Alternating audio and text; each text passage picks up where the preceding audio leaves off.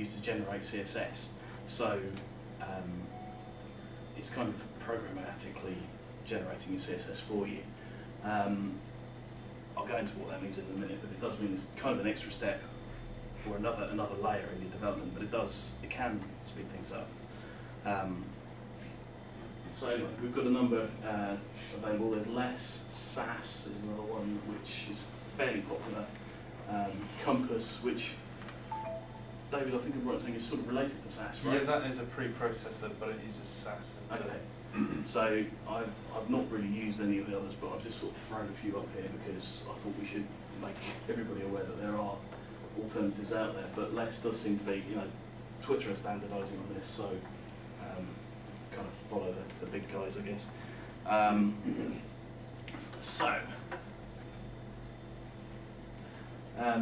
So yeah, the preprocessors, the language that you write in that the browser can't directly understand, so you'll need to run it through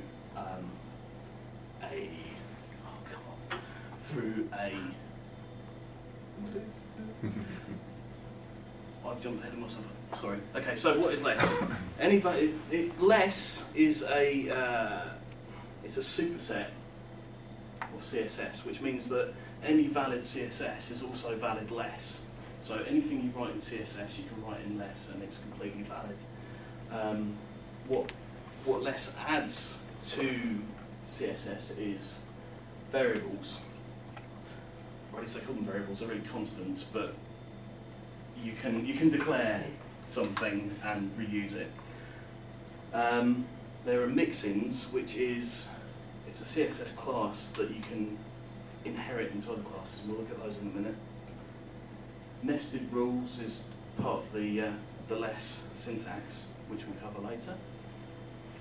And functions and operators, which are quite powerful when it comes to actually generating your CSS. So we need, as I say, less can't be understood by browsers. So we need a way of generating some CSS from your less, which your browser can then use. So there's a number of ways of doing that. If you go to the less CSS.org website,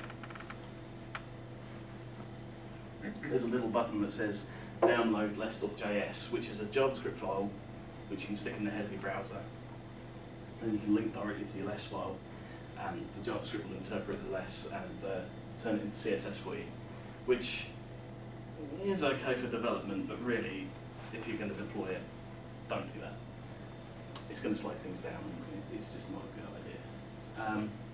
There are some server-side options, so if you're running PHP or .NET, Ruby on Rails, there are things you can run on your server which will take a less file that you deploy to your server and convert that into CSS on the fly for you, which could be useful in certain situations, but most of the time compiling your CSS as you go along is probably the way to go. So we'll have a look at the compilers very quickly in a minute, but on Windows, the main one is called WinLess. And on the Mac, we've got less.app and CodeKit. So let's have a quick look at those, and we'll see how they work. Where's my mouse? Okay.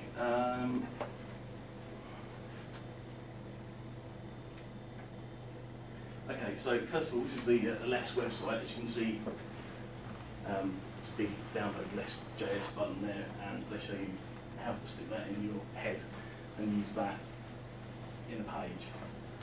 As I say, it's fine for development, but there are better ways of doing it, so we'll look at that.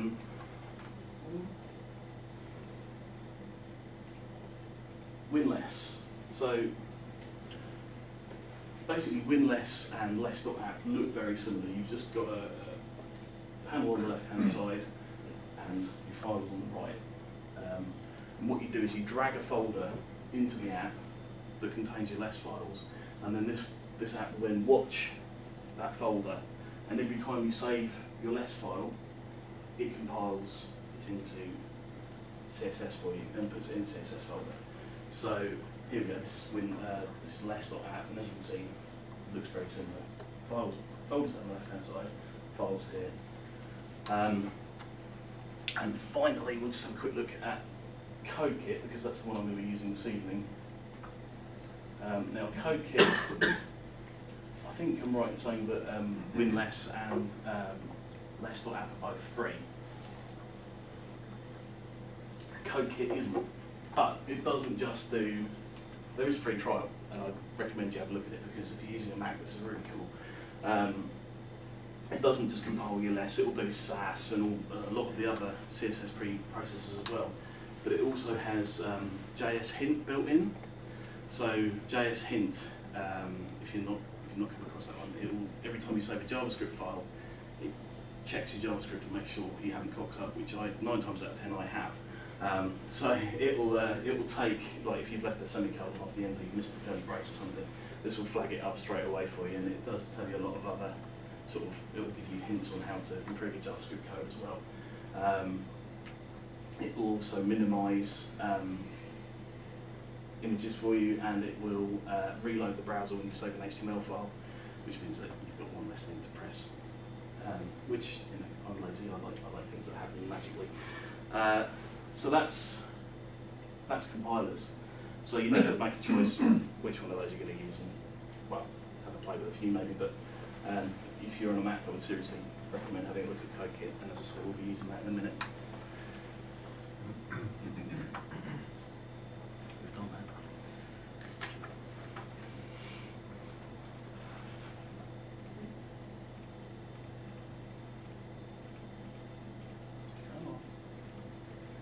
Right. Okay, so variables. So anybody that's done any programming will probably know more or less what a variable is. It's something you declare and say, you know, I'm giving this name to this value.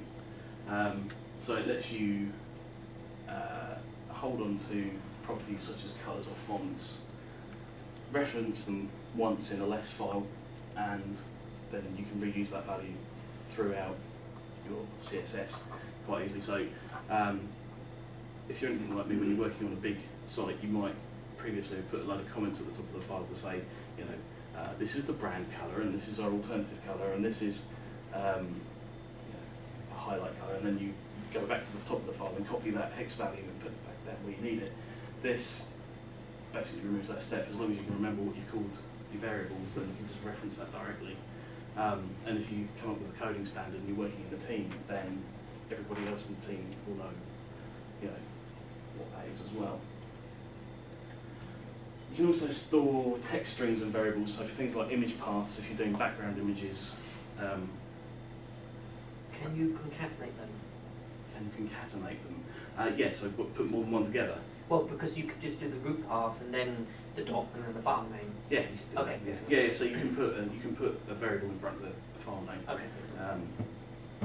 So that, which is quite handy, we'll come to this later, but if you're using different background images for different resolutions, then you can change the variable for the file name, but have the same file name in the back end. Anyway,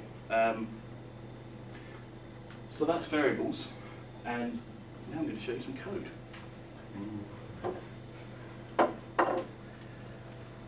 Okay.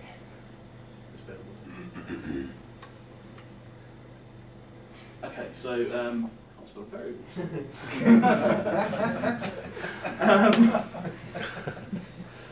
So here is a really exciting HTML page, completely honest with it, not styled, but as you can see, we've got a couple of headings and some paragraphs. So if we look at the code here, so just a bog standard HTML file, nothing exciting going on. There's a link here to a CSS file, but if we look in the SS folder, we don't have a CSS folder at the moment. We've got, as I say, a couple of headings and some paragraphs. So if we look in the less folder, I've got a styles.less, and here are my variables. So in less, a variable starts with an at. So at container width is 750, at serif font is that, sans serif font is that, my background colour is, and I have a 999 copy colour and foo, because foo makes me laugh, as the heading colour. And then you can see here, this is just like vanilla CSS really. So we've got the colour defined, and the difference is instead of having the hash value for copy colour, or sorry, instead of using hash 999, I'm using copy colour at copy colour. And as you can see, like the width of the container div is container width, and so on and so forth. So far, so what?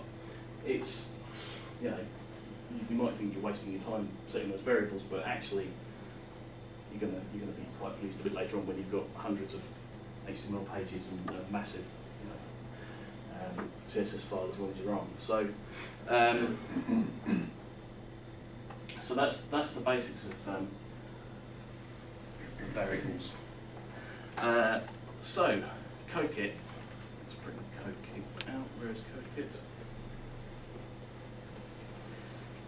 CodeKit. Okay.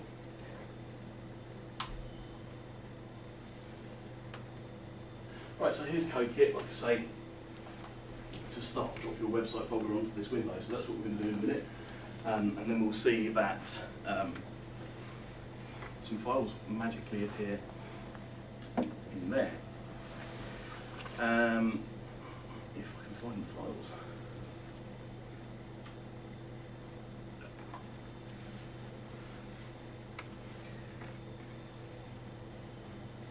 Right, so I definitely can't spell variables. Anyway, ignoring the fact that I can't spell variables, we can see now that it's picked up, there are two files in there. We have styles.les and index.htm, so it's now watching those two files, and if anything changes, it will refresh the browser screen for one thing, and it will also generate my CSS if I save the less file. So let's do that.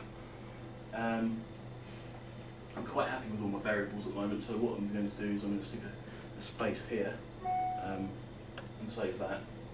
And what you haven't just seen, because it's on this screen here, is a little notification come up from CodeKit saying success. So if we look now, come on. Okay, so if we look in the assets folder now, we've got a CSS file. Oh, it's up there, look, I didn't need to do that. So we've got a CSS file.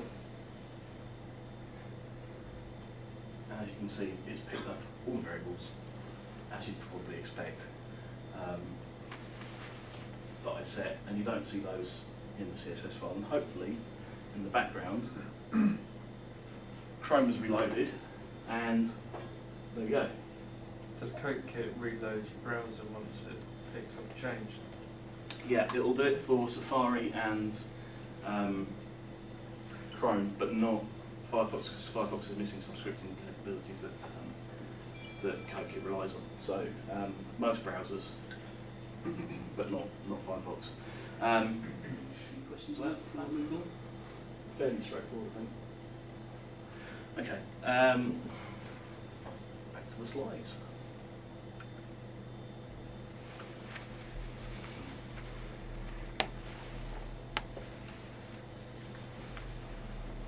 Okay, so the next thing is mixins. I'm sorry, I just got Keynote this week, so I haven't used it before, and I've gone a bit nuts with transitions. So, sorry about that.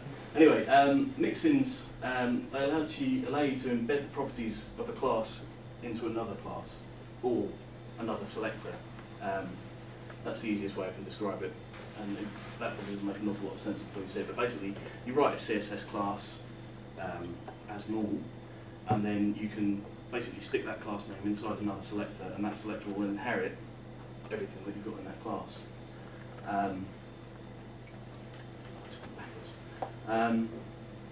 Mixins can also take parameters, so you can pass in brackets after the class name a parameter or a number of parameters, and that means you can produce different results with the same mixin, which is quite handy, and we'll have a look at that in a second. Oops, get back.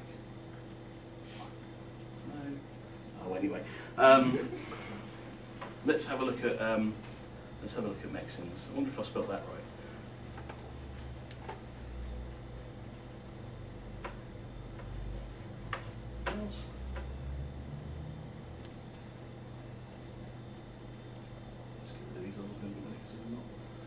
Right. Okay. So.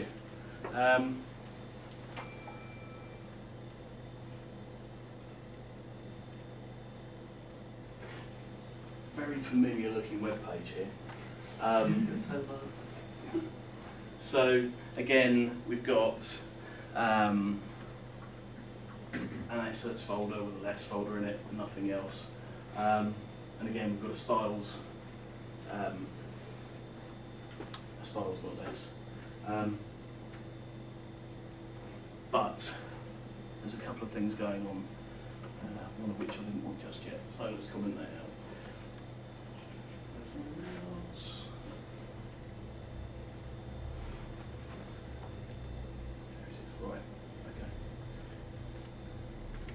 Okay, so we've got this class here called round, which is mixing, and we've got another one called .fs, which we'll look at in a minute. We'll look at round first. You'll notice first of all that there are brackets after rounds. Now, if this was a parametric mixing, we'd be declaring our parameters in there, but we're not. It isn't. So these brackets are optional, but they are quite useful because by putting those brackets in there, it means that when the less app generates less for you, it won't. It generates a CSS. This won't end up in your CSS file.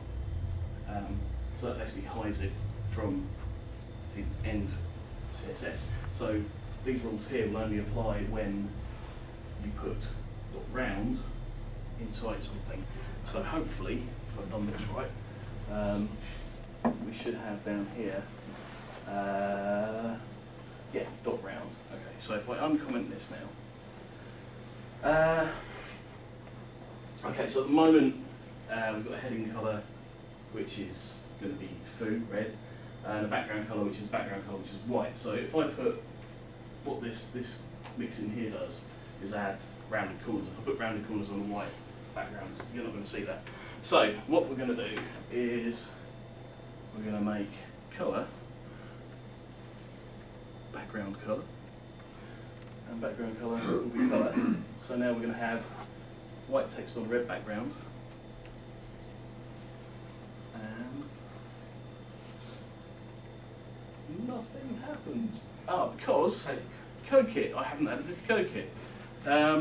In fact, what I think I'll do is I'm just going to add everything to that, so that doesn't happen again.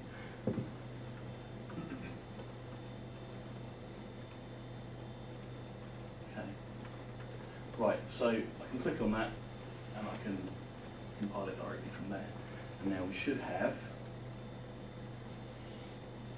really rounded corners. It's not very clear on the projector. Can you see that? Yeah. Okay, so that's a simple non-parameter driven mixin. Anything that we apply that class to will get 5 pixels rounded corners. Could you think of a mix as an extended variable? Yeah, it's exactly what it is. It's a variable. It's a class. So it's essentially it's a variable, but it's you can have as much as you can fit into a class in the mixing. Now, one of the advantages of using mixins for stuff like this is that border radiuses and box shadows and things like that are a bit of a pain at the moment because we still have to use vendor prefixes for a lot of the newer browsers. Thanks, Corey. It would be really nice if we could just type border radius once and be done with it, but we can't. So without having to remember all your vendor prefixes, if you stick them into a mixin, you can just use that everywhere. So we'll have a quick look at this one. This is a parametric mixin, and what this does is, so .fs is for font sizing. What we're doing here is we are declaring, this is like a default font size, so 12 pixels. Then we've got base and base font size.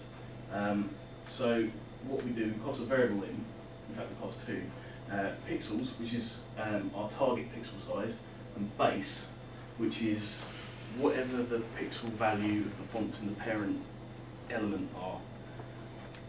So,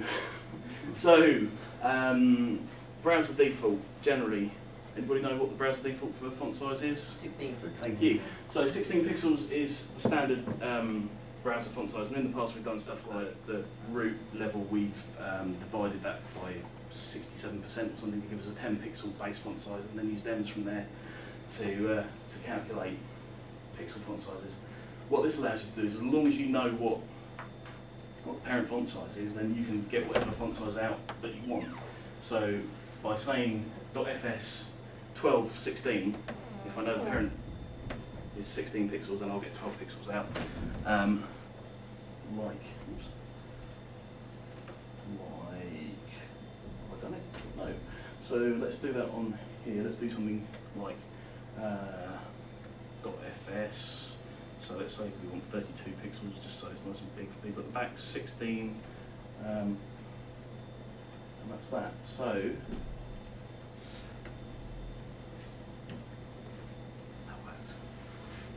woo! So there we go. We've got a nice big font size there now. And if I look at the CSS, you'll see what it's done. Hopefully, is yeah, we go font size. Is that better? 200 pixels. Sorry, I can't scroll that up anymore. But so that's what's been generated as font size 200 pixels, and that would apply anywhere else. So it's quite a nice little. Once you get your head into it, it's quicker than using mcalc or something like that for working out m values for pixels, for pixel sizes. So those are a couple of mixins. One I wrote, one I've stolen from somebody else. The nice thing is that some other people have kindly put together some libraries. There's one called less elements, which is just a less file, which you can just download using this download link. And if you save that into your folder like I have here, elements.less, you will find that there are a bunch of quite handy predefined mixins in here, which you can then use in your code. So I've got, I was going to give you an example of that, but I think you probably get the idea. I can show you adding a gradient to the background, but actually looking at time, I think I'll leave that. But that's worth having a look at if you do decide to look at less in a bit more detail. Okay.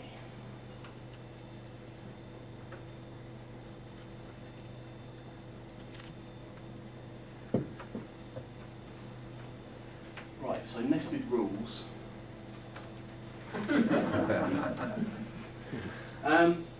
Lets you nest selectors one inside the other. It's a sort of syntactical nicety, I guess, in a way. It lets you, basically, you can nest stuff inside the curly braces of other selectors, and your compiler will figure out the specificity for you and build the rules so that when you, whoops, was that it? So yeah, the only downside to the nested, it can be nice for sort of shorthand, but it can also cause you pain down the line when it comes to debugging, because what you're seeing in your less is not what you're getting in CSS, so it might not be the best thing to do. But we'll look at that. I can show you an example of some nested. In terms of debugging, though, do you get, if you did something wrong, would you get like a debug message within? So if you screw your less up, you get a. I'll let me do that in a minute. I'll show you. But yeah, code kit basically goes no. But if you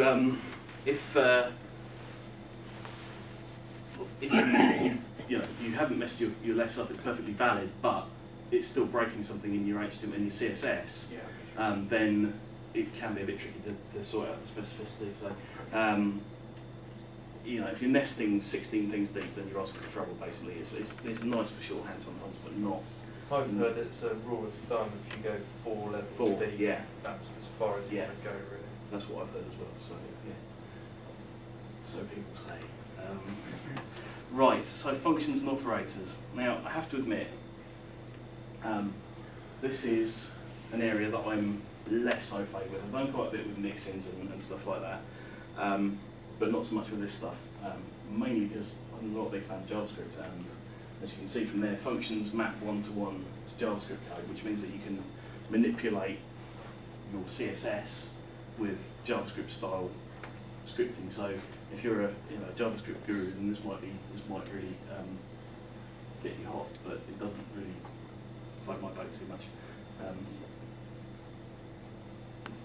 Operators though can be quite handy. Operators are like mathematical functions that you can do on your list. So they let you add, subtract, divide, multiply stuff. So for example, properties, values and colours. So I've got an example of that to show you. For an experiment, I thought I'd have a look at something that Andy Clark has done, which is to generate a colour, colour theme from one hex value.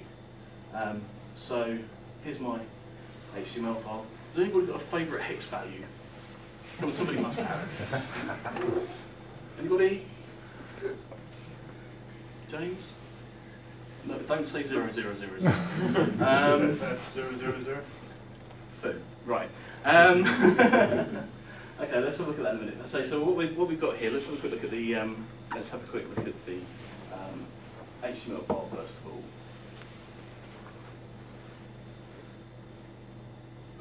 Okay. So like I said, what we're going to do is we're going to create a colour palette. Our main colour is going to be here, and then we're going to have a complementary colour and lighter and darker colours as we go down the page. It's really Look exciting. up Daring Fireball's colour. It's probably the most famous hex value. Okay.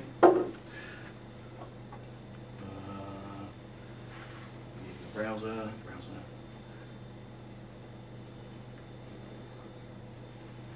Daring.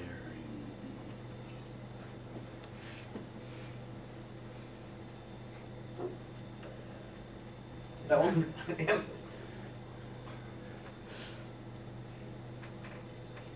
You can even get it on a t-shirt. Okay. That's Right. Great. That's not really much use. Put it to test. Okay,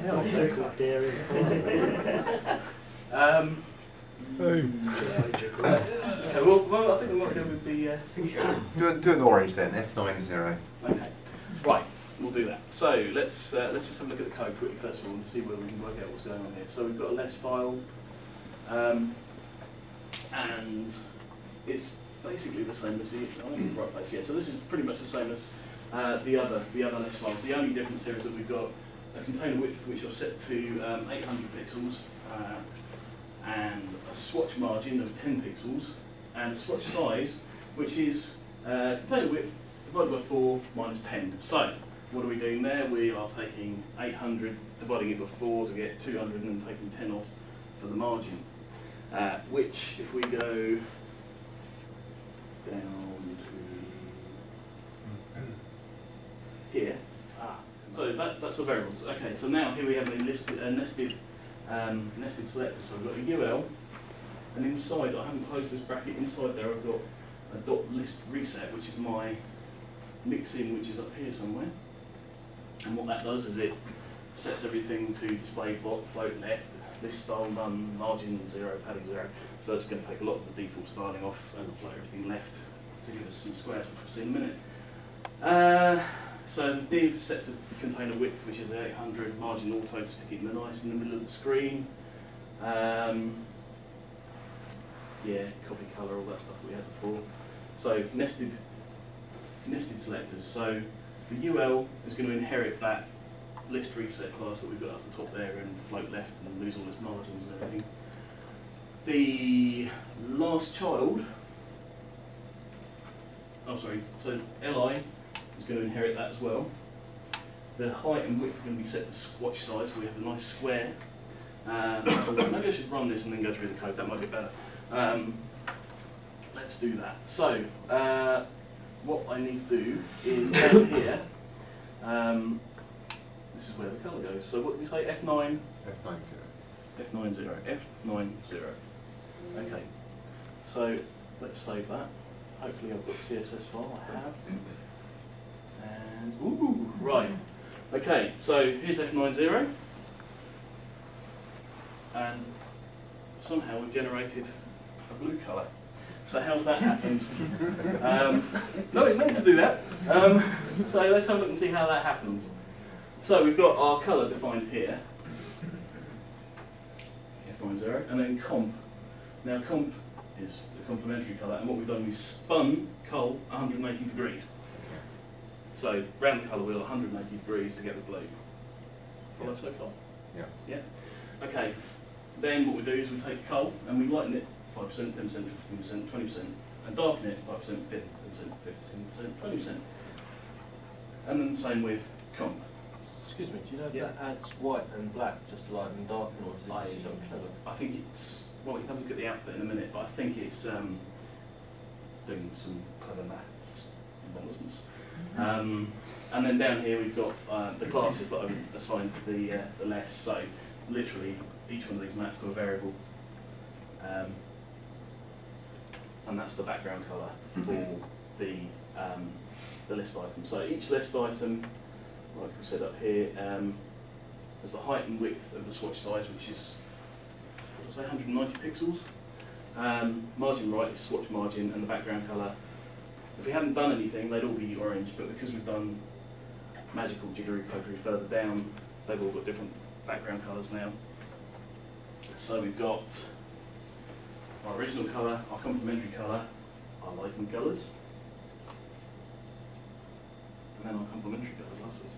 So it's quite a nice way of quickly generating colours for use in the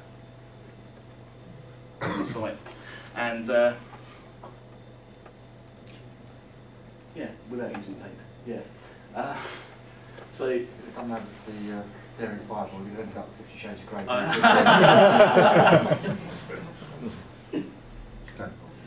have no idea what you're talking about. So that's operations. Are they then assigned to variables? Yeah, So you assign them to new. Yeah, so 20% lighter. yeah, so here's a variable called colour1 lighten one, or L1 Right. for lighten. Sure.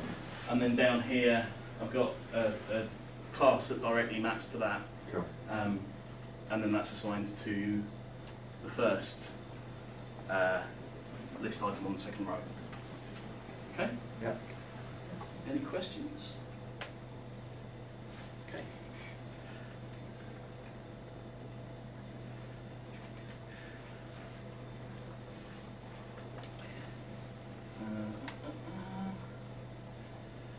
Where are we?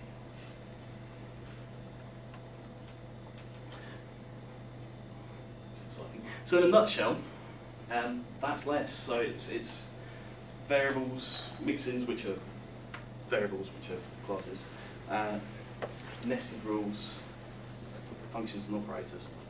And can you ask, when you output your CSS, can you output 8 different compression sizes? Yeah, you can. So, sorry, I was going to show you. Let's just before we move on then. So,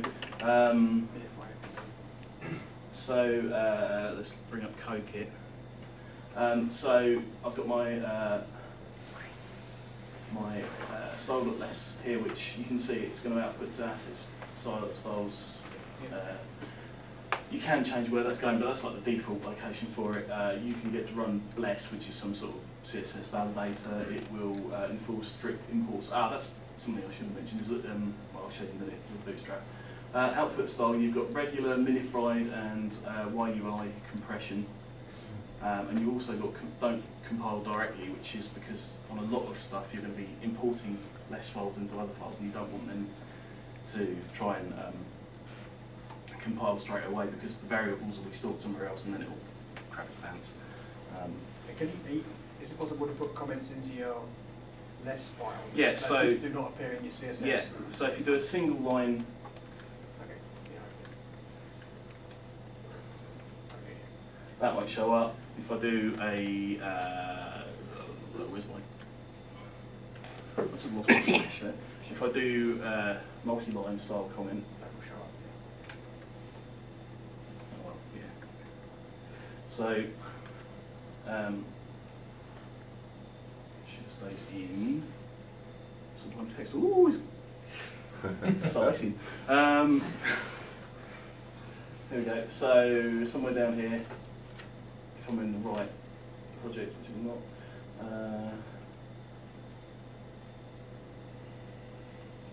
Yeah, there we go, boom. So the other comment isn't there. So single line comments don't appear, multi-line ones do. And in answer to your question about how it lightens and darkens things, I can't really tell from that, but it looks like it's doing maths to me. Was that a CodeKit thing, or was that a less thing, the whole single line quoting? I think it's less Right, okay. standard, yeah. I think SAS does that as well. Right. Okay. So just before we move on to the next thing, which is Bootstrap, let's try and break something and see what happens with CodeKit. Let's see. Oh, well, I can't break it from the CSS for a start. That will probably do it. Yeah. So you get a parser error, and most of the sorry guys, I can't get that up any higher, but basically it says it went wrong at this line, and it doesn't give you much more of a clue than that, but at least you know where to look.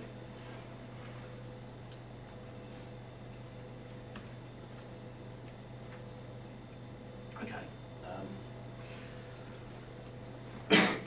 Right.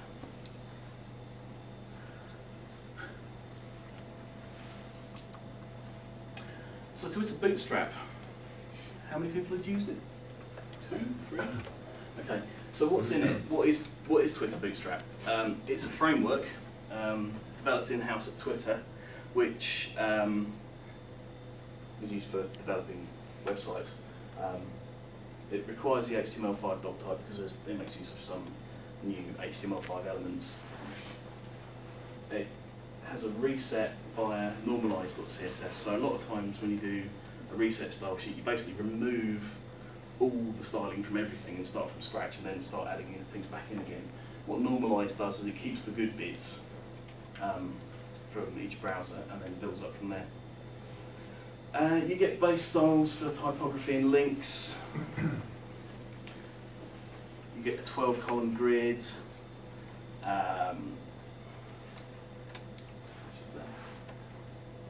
You get fundamental HTML elements styled to enhance with extensible classes. I've nicked this from their website.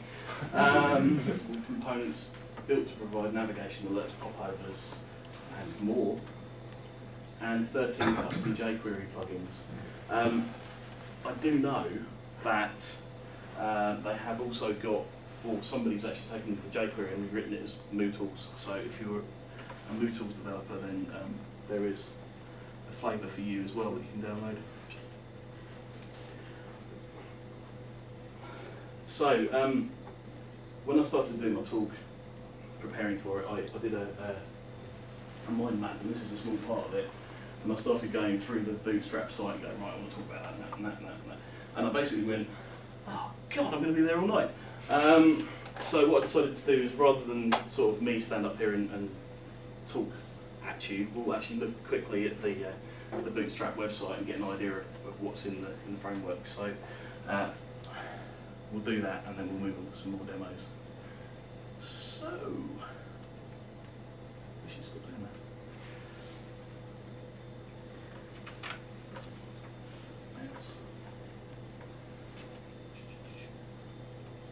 Okay, so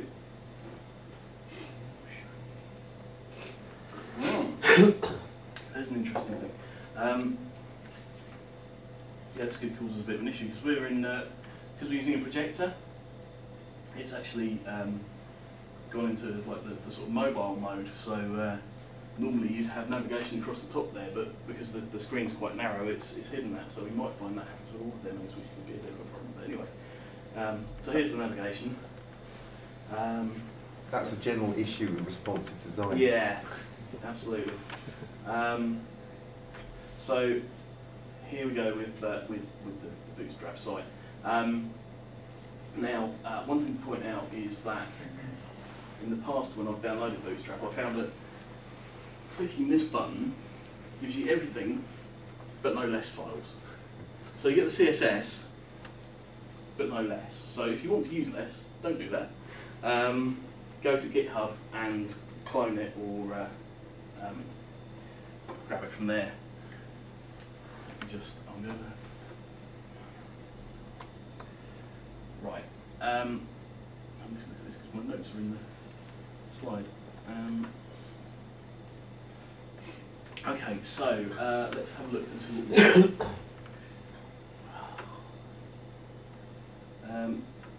so we'll start with scaffolding. There we go. So we've got some global settings. As I say, it requires the HTML5 doc type, and it starts off by say set by normalize and a grid. Now we'll look at the grid in a minute when we come to demonstrating some pages, but essentially you've got 12 columns and everything could be one column wide or it could be any combination to give you a nicely structured page. Here we go, so we have rows and spans. So if you have a class of span 4, then it's going to be 4 columns wide. If it's 8, then it'll be 8 wide. And you can offset, push and pull, nest columns, all that malarkey, not very interesting at this stage. You can also have a fixed layout, so if you're not wanting to build a responsive site, then do that. And you'll have a fixed site like you normally would. The columns is quite handy when you've got a designer who's designed to a grid. Yeah, exactly. So that's where it is very Yeah. handy. So we've got base CSS, which gives you some nice sort of fairly standard rules for headings and copy and stuff like that. I mean, standard stuff that you'd normally go through and set up yourself when starting a site. They've also got some stuff that I'm not sure I use all that often, but addresses are nicely formatted and block quotes and stuff like that. If we look at tables, they've got some reasonably nice default table styling. You can add zebra striping really quite easily, which we use nth child to go and style your table, and you've got all sorts of fancy pants borders and stuff that you can add on. But that's not really the exciting stuff. I quite like the form styling stuff I've done because forms can be a bit of a pain to make look pretty. So they've got some nice new sort of takes on some of this stuff. Inline forms are already sorted out for you, horizontal forms. And then we've got stuff like, yeah, they've done all the checkbox stuff for you as well. Anybody that's learning forms in class and mode, getting them to line up nicely can be a bit of a fag. What I was looking for is this stuff here. So quite often designers will put things like, decimal points after an input so that the user doesn't type that in, it's already there for them. This is just in a span, so it's not actually submitted back to the server. Or an app for a username in front, and there's a bit of placeholder text here and that sort of thing. You can have them before and after, so on and so on. So that's all quite nice.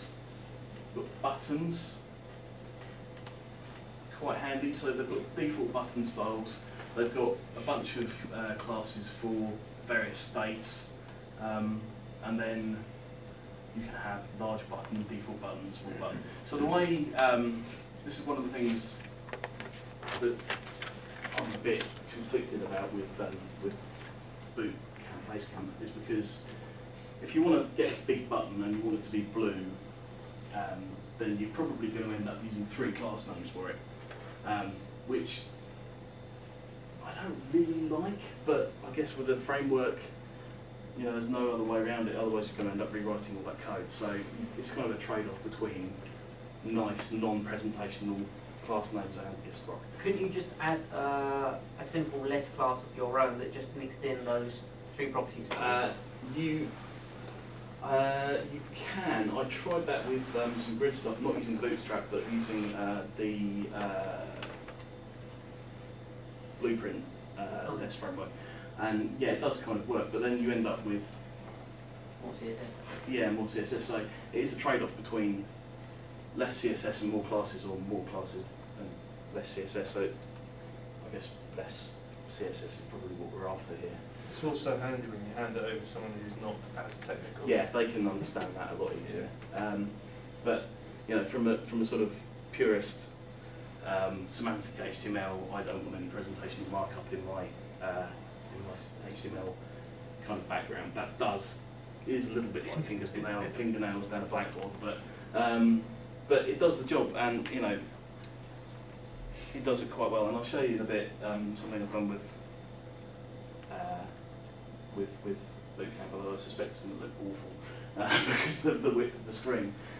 But anyway, we'll have a look at that in a sec. So let's go on.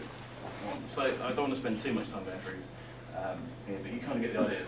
Now they've released a new version of Bootcamp last week, and they've added the little sort of icony things around the input fields is one thing they've added. And this is another new thing they've just added, which is a few little classes for presenting images. So you can now do a circular image really easily, which will just add border radius to your image, and as these two do, and you've got a Polaroid style one there, so it's quite nice for sort of quickly putting a bit of something extra into your images without having to go into Photoshop and actually edit those images.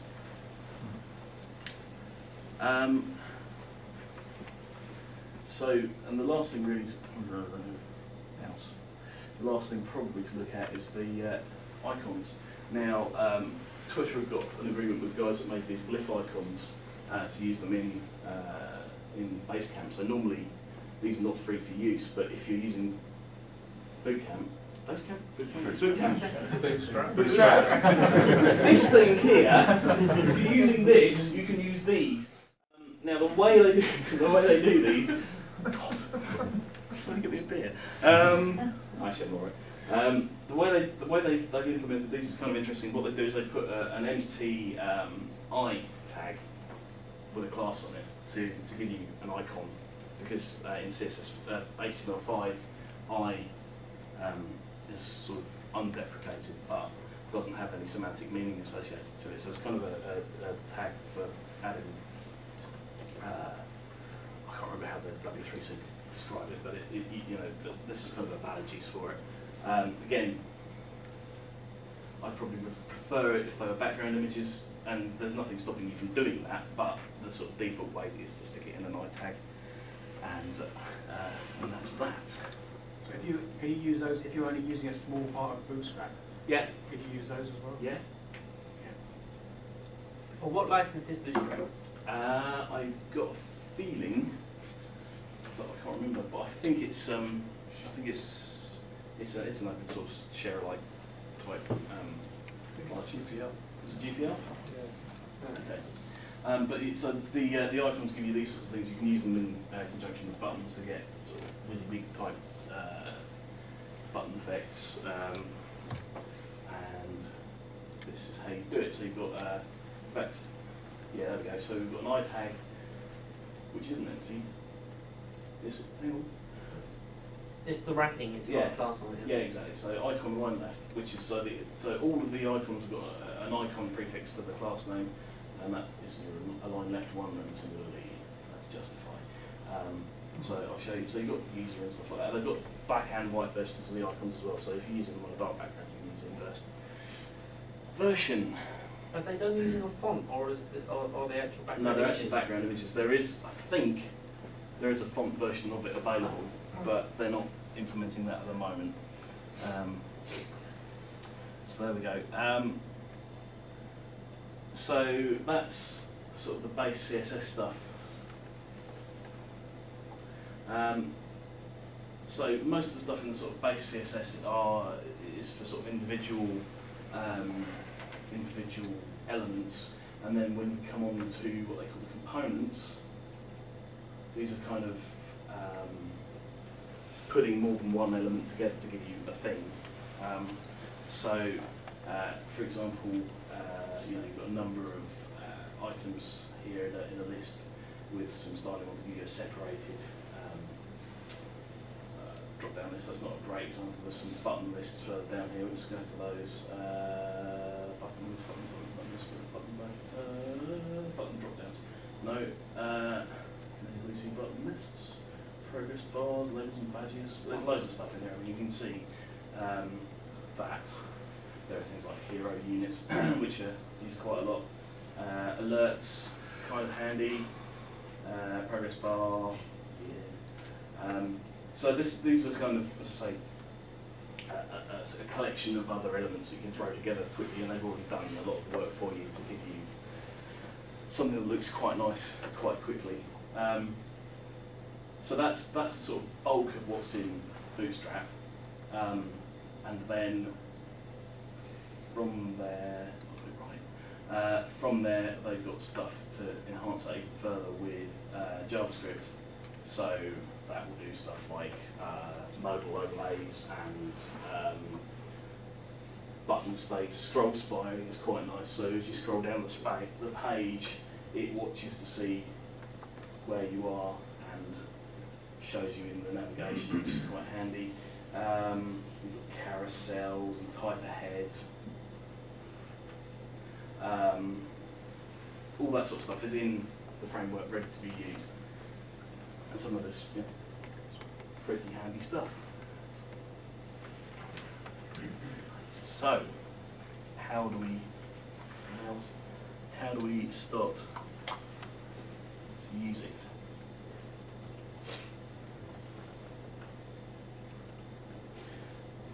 So, first thing to do is to go to GitHub. There, click on the download zip button or clone, because if you click the download button from the root of the site, then you're not going to get the less, which you'll probably want. Then we're going to rename the extracted folder to assets.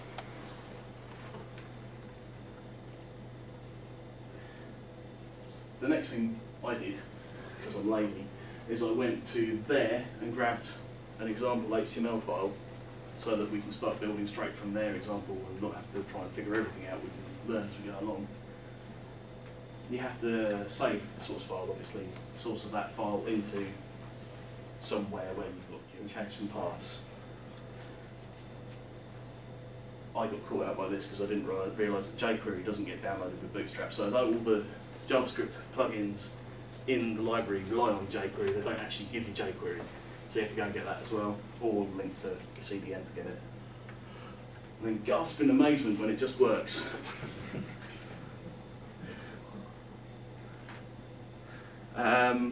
So let's have a quick look at some code. So here we go, here's an index.htm. This is, I should show you, that interesting, in fact you'll see it in a minute, but so this is this is one of the demonstration files from Bootstrap. I have had to change the assets path because they had it from the root of a web server, and had to change a couple of other parts in here as well to get it to work. Assets, this is what you get when you download Bootstrap, and it'll be called something like Bootstrap 1.0. So you just call it assets because that's what we call an assets folder. And as you will see, I have a ton of less files here. An absolute ton of them. In fact, there's a lot there. But when it's compiled in a minute, you'll see that in actual fact, we don't get that many CSS files out of it. So let's do that quickly, and then I can show you what that looks like, and you'll be amazed.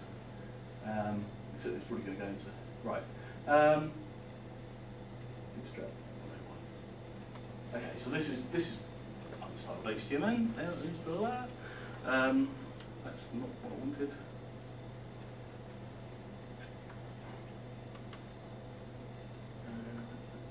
Files, Bootstrap.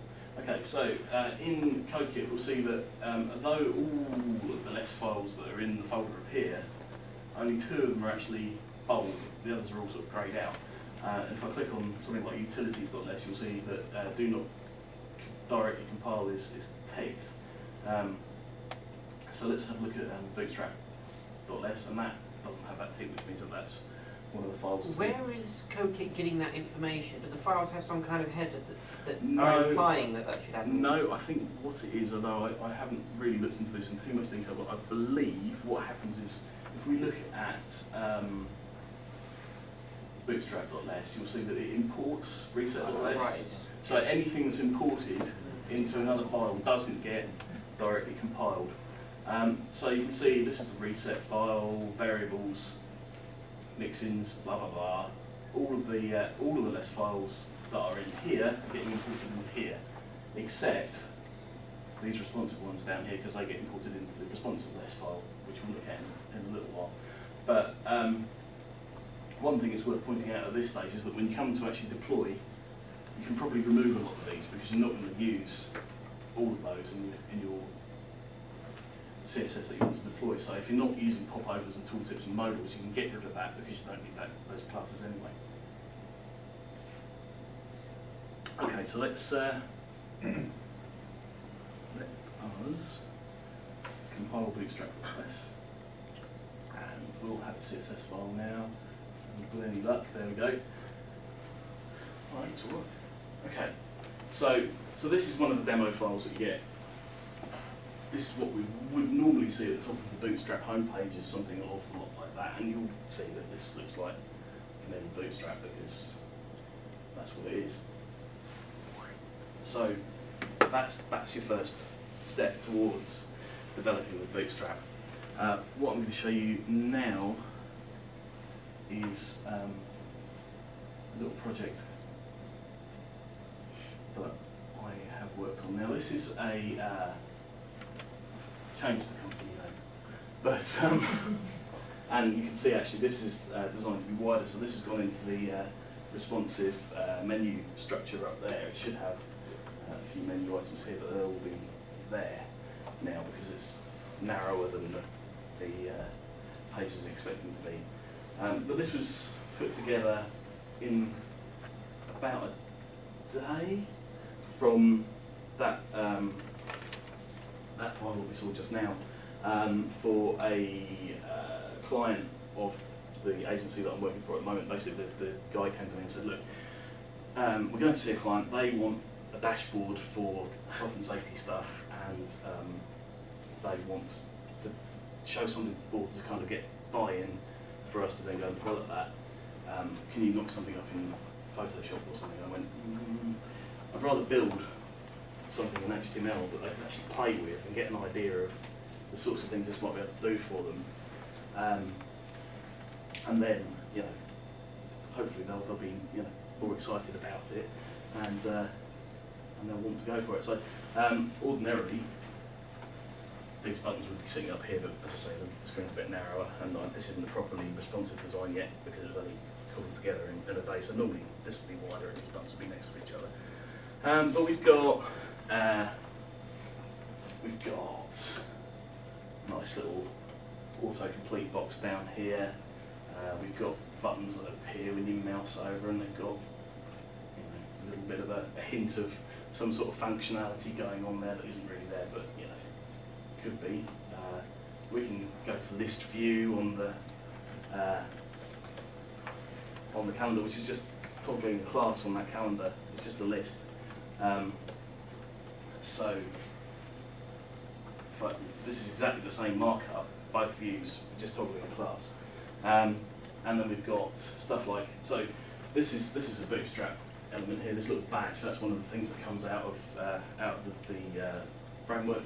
We've got a sort of alert box up there, which is part of the framework, and so with that we have a nice bit of JavaScript that will dismiss that when we click the box. These little ticks here, these are some of those glyph icons that I showed you earlier on, and if we click on one, then it changes to a cross to show that it's been done, and the number of tasks outstanding decreases. So, as I say, my sort of